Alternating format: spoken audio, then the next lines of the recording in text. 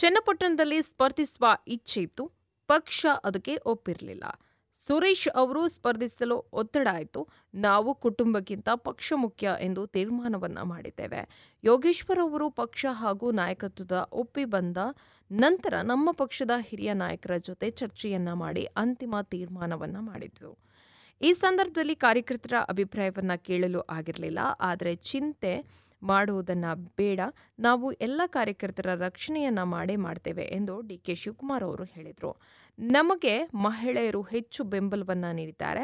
ಕಾರ್ಯಕರ್ತರು ಒಗ್ಗಟ್ಟಿನಿಂದ ಕೆಲಸವನ್ನ ಮಾಡಿದ್ದಾರೆ. ನಾನು, ಸುರೇಶ್ ಪುಟ್ಟಣ, ಬಾಲಕೃಷ್ಣ, ಇನ್ನು ರವಿ, ಇಕ್ಬಾಲ್ ಹುಸೇನ್ ಎಲ್ಲರೂ ನಿಮ್ಮ ಜೊತೆ ಇರ್ತೇವೆ. ಕ್ಷೇತ್ರದ ಮೊದಲ ಬಾರಿಗೆ 25,000 ಮತಗಳ ಅಂತರದಿಂದ ಗೆಲುವನ್ನು ನೀಡಿದ್ದೀರಿ. ಮುಂದೆ ನಾನು ಹಾಗೂ ಯೋಗೇಶ್ವರ್ ಸತತ ಕಾಲಕ್ಕೆ ಭೇಟಿಯನ್ನ ನೀಡಿ ನೀರಾವರಿ ಯೋಜನೆ, ಕೆರೆ ತುಂಬಿಸುವ ಕೆಲಸ, ರಸ್ತೆ ಅಭಿವೃದ್ಧಿ ಸೇರಿ ಎಲ್ಲ ಯೋಜನೆ ಬಗ್ಗೆ ಗಮನವನ್ನು ಹರಿಸ್ತೇವೆ ಎಂದರು.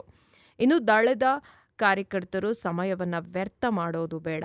ಬೆಂಗಳೂರು ದಕ್ಷಿಣ ಜಿಲ್ಲೆಗೆ ಹೊಸ ರೂಪವನ್ನು ಕೊಟ್ಟು ಈ ಭಾಗದ ಜನರ ಆಸ್ತಿ ಮೌಲ್ಯವನ್ನು ಹೆಚ್ಚಿಸಲು ನಾವು ಕೆಲಸವನ್ನ ಮಾಡೋಣ. ಒಬ್ಬ ವ್ಯಕ್ತಿಗಾಗಿ ಪಕ್ಷವನ್ನೇ ಬಲಿಕೊಟ್ಟ ಬಗ್ಗೆ ಚರ್ಚೆ ಈಗ ಬೇಡ. ಯೋಗೇಶ್ವರ್ ಹಿರಿಯರು, ಅನುಭವ ಇರುವವರು, ಎಲ್ಲರನ್ನ ಒಟ್ಟಾಗಿ ತೆಗೆದುಕೊಂಡು ಹೋಗ್ತಾರೆ. ನಾವು ಸಿದ್ದರಾಮಯ್ಯ ಅವರು ಹಾಗೂ ಇಡೀ ಸರ್ಕಾರ ನಿಮ್ಮ ಜೊತೆಗೆ ನಿಲ್ಲಲಿದ್ದೇವೆ ಎಂದು ಈ ಸಂದರ್ಭದಲ್ಲಿ ಅವರು ತಿಳಿಸಿದರು.